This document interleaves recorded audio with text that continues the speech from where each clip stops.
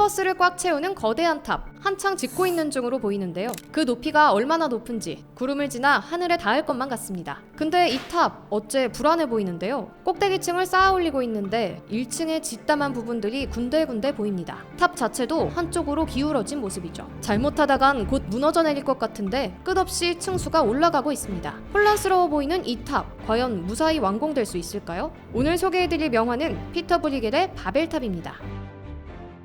가로 155cm, 세로 114cm의 이 그림은 캔버스를 꽉 채울 정도로 거대한 탑의 모습을 그리고 있는데요. 이 탑의 이름은 바벨탑으로 성서 속에 등장하는 전설의 탑입니다. 구약 성서에 따르면 모든 인간들이 하나의 언어를 쓰던 아주 먼 옛날, 사람들은 신에게 닿고자 높디 높은 탑을 쌓았는데요. 마치 신처럼 탑 위에서 세상을 발 아래 두고자 했죠. 이 모습을 지켜보던 신은 이 오만한 인간들을 가만 지켜볼 수 없었습니다. 신은 온 세상의 말을 뒤죽박죽 섞어버렸고 서로 말이 통하지 않게 된 사람들은 혼란에 빠졌고 더 이상 탑을 짓지 못했죠. 이렇듯 성서에서 시작된 바벨탑의 이야기는 여러 곳에서 등장하는 단골 소재로 인간의 욕심과 오만이 신의 경고를 불러일으켰다는 메시지를 담고 있습니다. 그중 피터 브리겔의 이 그림은 가장 유명하고 대표적인 바벨탑 그림입니다. 그래서 바벨탑을 떠올리면 대부분 브리겔의 작품을 떠올리죠. 이후에 그려진 바벨탑 그림은 대부분 피터 브리겔의 바벨탑을 모델로 삼고 있을 정도로 유명합니다. 하지만 바벨탑의 실제 모델은 브리겔의 그림 속 탑과는 사뭇 다른데요. 바벨탑에 대해선 여러 가지 추측이 있습니다만 원래 바벨탑은 메소포타미아 문명의 지구라트 신전으로 추측됩니다. 모래로 된 바닥이 흙으로 지어진 거대한 직사각형의 모습이죠. 또 브리겔 이전의 바벨탑 그림들을 살펴보면 다른 형태를 띠고 있는데요. 대부분은 직사각형으로 된 탑이 뾰족하게 솟아 있습니다. 물론 마찬가지로 탑을 짓기 위해 분주하게 움직이는 사람들도 보입니다. 하지만 이는 브리겔의 그림 속 바벨탑과는 전혀 다른 모습인데요. 달팽이 모양으로 쌓아 올라가는 모습은 닮았지만 크기가 훨씬 더 크고 원추형으로 돼 있죠. 그리고 탑이 지어지는 모습은 매우 현대적으로 보입니다. 그뿐만이 아닙니다.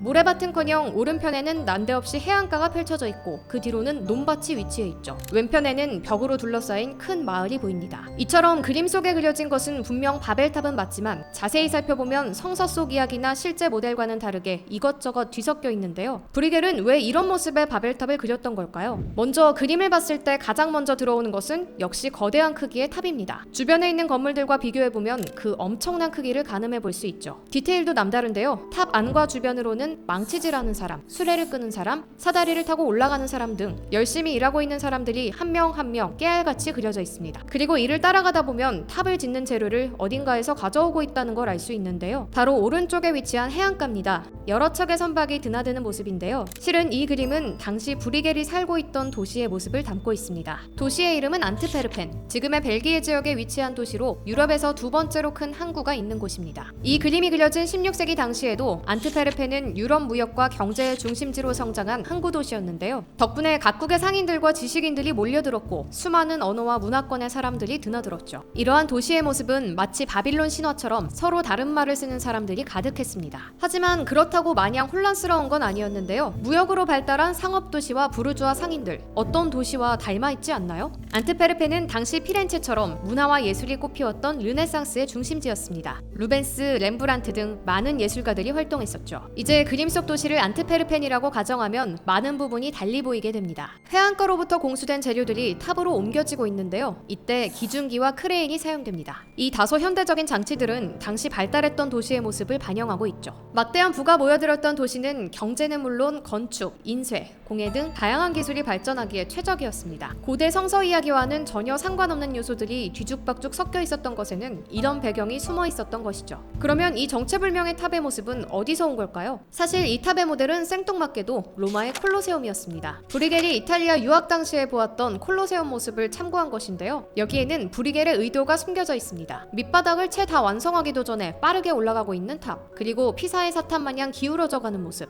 바빌론 신화 속 결말처럼 이 공사가 실패할 것임을 말해주는 것 같죠. 탑의 왼편 아래에는 한 무리의 사람들이 모여 있는데요. 왕관과 망토를 두른 사람이 눈에 띄죠. 뒤따르는 행렬과 무릎을 꿇고 비는 사람들. 성서 속 이야기를 떠올려보면 아마도 바벨탑을 건축하라고 명령했던 왕임을 짐작할 수 있죠. 당연하게도 이 왕 또한 누군가를 상징하고 있는데요. 바로 스페인의 국왕 펠리페 2세였습니다. 당시 펠리페 2세는 스페인 외에도 포르투갈과 프랑스, 네덜란드, 벨기에 등을 지배하에 뒀던 강력한 권력자였습니다. 재밌게도 펠리페 2세는 스페인어밖에 말하지 못했는데요. 이 때문에 다른 국가의 영토를 관리하는데 애를 먹습니다. 근데 더 큰 문제는 그가 독실한 가톨릭 신자였다는 것입니다. 이때는 이미 종교개혁이 일어난 뒤로 구교와 신교가 나뉜 뒤였고 부르주아 상인들이 많았던 안트페르페는 이미 개신교의 중심지였습니다. 개신교의 교리가 성실한 노동으로 일궈낸 개인의 재산을 인정했기 때문이었는데요. 펠리페 2세는 이 개신교를 철저히 탄압했고 그 중에서도 화려한 무역도시 안트페르페는 좋은 타겟이 됐습니다. 많은 세금을 부과하여 재정적 압박을 가하게 되죠. 거기다 모자라서 새로운 주교를 임명하여 종교적 자유를 뺏으려고 했습니다. 이에 안트페르펜의 사람들은 강하게 반발했고 동시에 도시는 순식간에 엄청난 혼란에 휩싸이게 되죠. 브리겔이 로마의 콜로세움을 본뜬 것은 이와 관련이 있는데요. 브리겔이 이탈리아에서 본 콜로세움은 예전 로마의 찬란했던 모습이 아닌 이미 다 무너져 폐허가 된 콜로세움이었습니다. 로마는 오랜 가톨릭 국가로 기독교를 이단으로 취급하고 탄압했습니다. 결국에 끝내 멸망에 이르고 화려하던 로마의 문화와 이를 상징하던 콜로세움은 폐허의 모습으로 남았죠. 브리겔은 이 바벨탑 그림을 통해 펠리페 2세의 오만과 욕망에 대해 그 말로를 보여주고 경고하고 있다고 볼 수 있습니다. 다시 말해 브리겔의 바벨탑 그림은 펠리페 2세에 대한 정치적, 종교적 불만을 우화적으로 비판한 그림이라 할 수 있죠. 우화적으로 사회를 풍자하는 것은 사실 그의 장기였는데요. 다른 작품들에서도 바로 확인할 수 있습니다. 그의 회화 작품 중 가장 큰 크기를 자랑하는 십자가를 지고 가는 그리스도에서는 가운데에 쓰러진 예수를 그렸는데요. 사람들의 관심 없는 모습을 화면 곳곳에 배치하면서 혼절한 마리아의 모습으로 중요한 사건이 일어난지 모르는 대중의 모습을 풍자했죠. 또 다른 작품이자 그의 대표작 중 하나인 농가의 결혼식에서는 사람들이 서로 살아가는 모습을 결혼식이라는 이야기로 풀어냈는데요. 때로는 경고의 사회적 메시지를 담기도 했습니다. 배고픔에 굶주린 사람들이 누워서 먹지 않아도 배부른 세상을 상상하는 모습을 담거나 사회의 소외계층을 외면하는 사람들, 신체의 고통에 무감각한 사람들을 풍자하기도 했죠.